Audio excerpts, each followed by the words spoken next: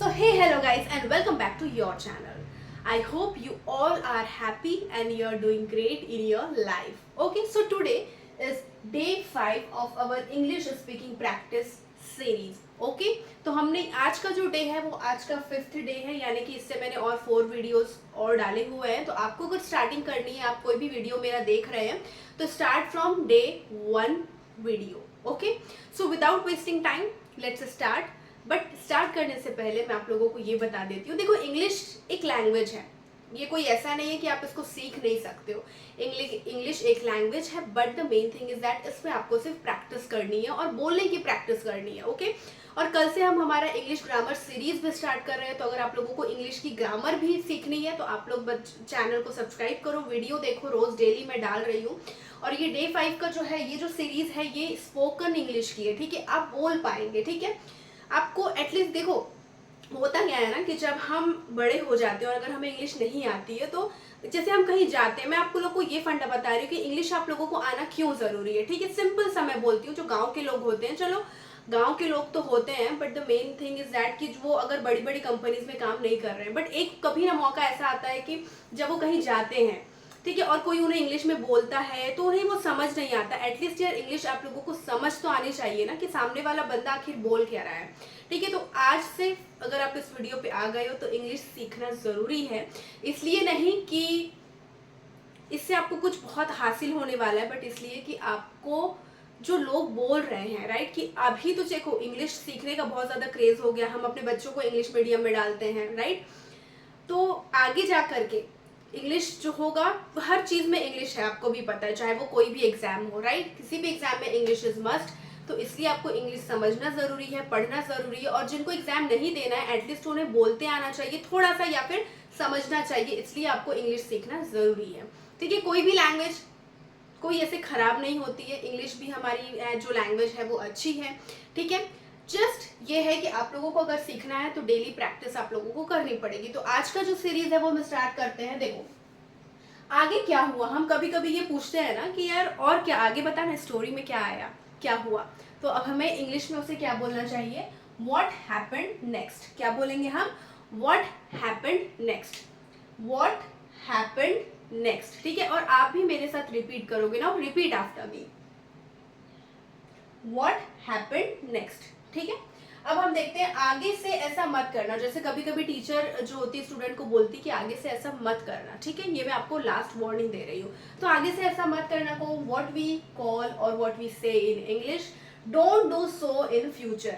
ठीक है, फ्यूचर में ऐसी चीजें मत करना, don't do so in future.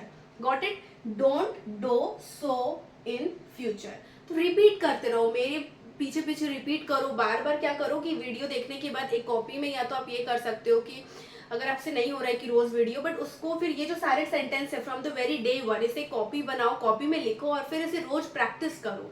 इससे क्या होगा कि आपकी खुद की जो अब जब लिखते हैं ना, जब आप खुद के नोट्स बनाते हो तो वो बहुत ज्यादा अलग होता है, और जब आप कहीं बाहर से चीजें परचेज करते हो तो वो बहुत अलग चीज होती है. जब आप आपके खुद के नोट्स बनाते हो आपको बहुत सारी चीजें समझ में आती है.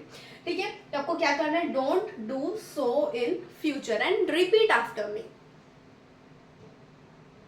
Good, don't do so in future. Okay, now पागल मत बनो. हम बहुत बारी ऐसा कहते हैं कि यार ऐसा मत कर, पागल मत बन. ठीक है, तो what we call it in English, don't be silly.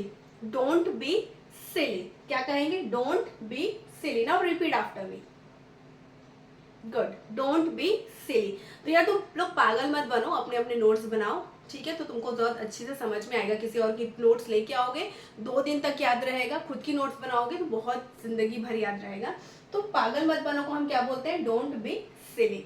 Okay, ना अपनी उम्र के हिसाब से बर्ताव करो. बहुत बार आप लोगों ने सुना होगा लोगों को बोलते हुए कि यार ये ना एकदम छोटा बच्चा, अपनी उम्र के हिसाब से इसको बर्ताव करना चाहिए, पर ये करता नहीं है. तो इसे हम इंग्लिश में कैसे बोलेंगे, अपनी उम्र के हिसाब से बर्ताव करो, act according to your age. ठीक है, एक्ट यानी कि एक्ट करो अकॉर्डिंग टू योर एज, यानी कि अपने एज के हिसाब से आपको बर्ताव करना है, आपको एक्ट करना है. ओके, नाउ बकवास मत करो, डोंट टॉक नॉनसेंस. बहुत सारे स्टूडेंट्स के बीच में कोई कोई जो स्टूडेंट होता है बहुत ज्यादा बकवास करता है, तो उसको रिप्लाई यही दो कि यार बकवास बंद कर, डोंट टॉक नॉनसेंस.